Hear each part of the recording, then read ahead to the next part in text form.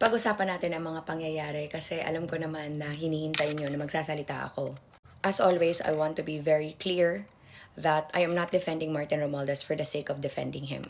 Ang akin lang, I'm just gonna state the facts that hindi ko maintindihan talaga kung bakit ang state witness ay hindi mas mabigat sa mga witness na literal na mga chismosa lang na galing sa kung anong kanto. Ang state witness, which is si Yusek Bernardo, napakaklaro na may dokumento, may paper trail, may proheba sa lahat ng pinagsasabi niya. And because state witness siya, meron talaga siyang legal repercussions pag siya ay nagsinungaling. Habang yung mga mask witnesses na kunong umaakusa kay Martin Romualdez, literal chismosa sa kanto.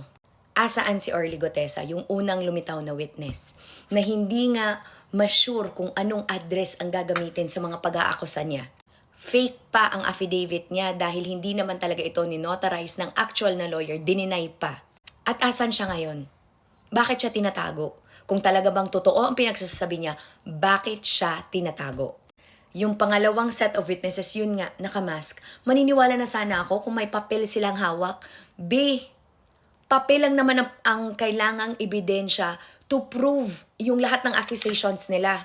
Habang yung tao na may actual na papel, like si Yusek Bernardo, kung saan tinuturo si Cheese Escudero, hindi nyo pakikinggan kasi hindi pasok sa narrative nyo.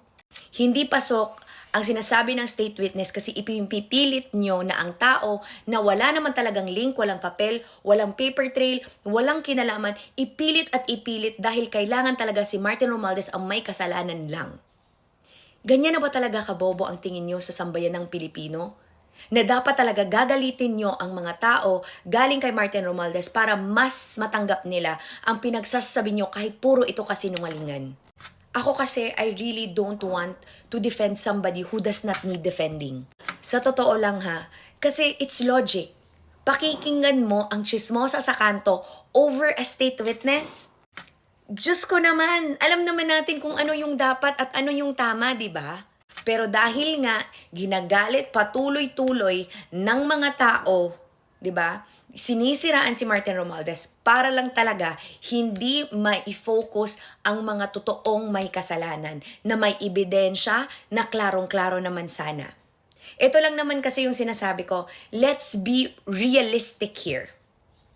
Bakit ipinipilit ng mga tao na gawing may kasalanan si Martin Romualdez na kahit isang katiting na ebidensya wala silang maipakita, kundi pag-iingay at pagchichismis lamang? Si Yusek Bernardo inipresenta ang sarili sa Senate Blue Ribbon. Nagpakita, hindi nagtago. Same kay Martin Romualdez, never umalis sa bansa. Never. Faced all of the investigations, bumaba pa bilang speaker para magbigay daan sa lahat ng investigasyon. At kahit wala silang nakikita, ipinipilit pa rin nila na siya ang may kasalanan. Ano yan? Joke? And syempre, ang mga tao tatanggapin yan. Bakit? Yan kasi ang narrative ng taong hinihimod nila sa puwet, hindi ho ba? Si Cheese Escudero ilang beses pinangalanan. Ilang beses, pero parang bingi yung mga tao. Parang bulag sa katotohanan. Sino ba talaga ang pinoprotektahan nyo sa side na yan? Ang totoong mastermind, hindi ho ba? Ang totoong may kasalanan, hindi ho ba? Na pag hindi kayo nag-iingay at pag hindi si Martin Romualdez ang may kasalanan, malalaman kung sino ang totoo. 'Di ba? Hindi nyo ba naisip yan? 'Di ba? Napakasimple talaga na mas madaling siraan ang wala namang dokumentong masabit kasi inosente siya. Mas mabilis kasi sinimulan nyo na yung narrative years ago pa kasi ayaw naming i-defend Ayaw naming sagutin. And sa totoo lang, nakaka-frustrate. Bakit? Kasi para sa akin, kahit na anumang matinong sistema, ang hindi maingay, 'di ba? Ang talagang ginagawang may kasalanan, kahit ito naman yung inosente. At yung nag-iingay, yun pa yung sinasabihang inosente kahit totoo namang may kasalanan. Kasi dapat, 'di ba, yung may ebidensya dapat ang paniniwalaan. Yung dokumento na hawak-hawak mo. Kasi sa totoo lang, nakakatawa, 500 pages yung report nyo. May nakakatawa pang diagram sa huli na mas magaling pang gumawa ng diagram yung anak kong 7 years old. Tapos yun ang mas mabigat. I just need a document for you to show and prove that it is linked to Martin Romualdez. Yun lang. At the end of the day, mismo nga si Curly Descaya, sinabi nga niya, wala siyang direct link. Paano mo i-renovate ang property ng isang taong never mo nga na-meet? At kung sinasabi man nila na connected lang at hindi mismo si Martin Romualdez, sino? Proof. Papel. Yun dapat eh. Ganun dapat. Pero hindi. Kasi ang pasok lang sa narrative, mas paniniwalaan dapat ang mga chismoso sa kanto kesa sa state witness. 'Di ba? Kasi napakasimple lang naman dapat itong lahat. Kung walang dokumento, walang kaso. Kung walang pruweba, walang kaso. Kasi dapat ang ginagawa nyo, hindi dapat to for optics. Kasi yung mga ginagawa kasi lahat ngayon, for optics. Alam mo kung sino lang yung hindi nag-optics? Si Sunny Trillanes na diniretso sa korte ang kaso niya. Lahat ng akusasyon niya may papel. As in, limpak na papel na mapapasok mo sa isang pick-up. Pero kayong mga chismosa, wala. 500 pages nga yung report nyo, you're just wasting Filipino money by spending it on 500 pesos, 500 pages of a report that cannot even show us a glimmer. Kahit anino ng ebidensya, wala. Yun lang naman sa akin. Yun lang yung pinakakalma ko na way. 'Di ba?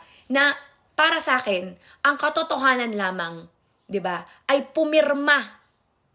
'Di ba? Pumirma si Cheese Escudero sa BICAM report, si Martin Romualdez hindi. Tapos siya yung mastermind. Make it make sense. Tapos ngayon, pinipilit nyo na pinapawalang sala si Cheese Escudero. Kasi bakit? Ganon kabigat ba talaga ang alam ni Cheese na ayaw nyo siyang ibenta? Anong meron? Bakit puro optics to lahat? Tas yung tao na nananahimik, na wala kayong mahanap-hanap na ebidensya, ipinagpipilit nyo, you're making Martin Romualdez wear shoes that do not fit him because they're not for him. You are making him liable for something that has nothing to do with him. No proof at all. Kahit anumang gawin ninyo, it's all chismis. Chismis to hide the fact that yung totoong may kasalanan, you are protecting them. Yan yung masakit at yan yung frustrating. Kasi nakikita naman ng taong bayan yan. Pero ayaw nila kasi again, hindi tumpak sa realization ng kanilang narrative. Kasi di ba dahil sa love and loyalty, kahit tain na ang pinapakain sa'yo, kakainin mong buo. Di ba ganun yun? Kasi ako, like I said, inuulit-ulit ko yan.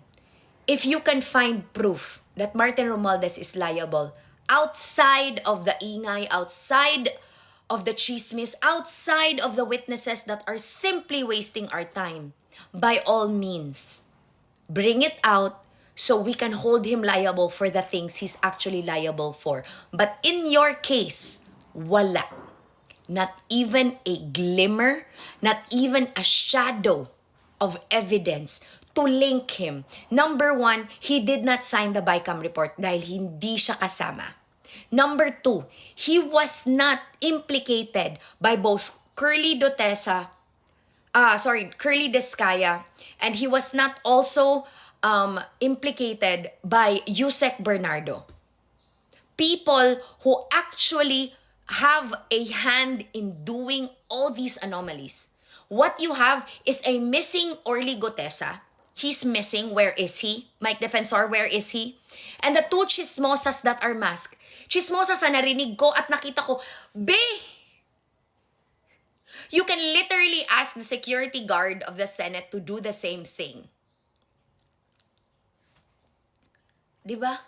Kaya para sa akin, what a waste of time, no? But I'm just stating the facts here. You are being lied to.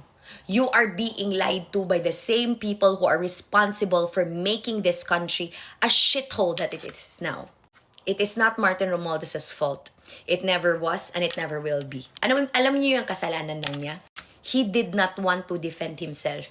Hindi niya gustong sabayan ang ingay dahil naniniwala pa rin siya sa due process at proseso ng gobyernong ito na maipakita kung sino talaga ang may kasalanan. Ang problema, siya yung dinadrag, di ba? Para gawing bida sa isang sarswela kahit wala naman siyang kinalaman. Yun lang. Ingat.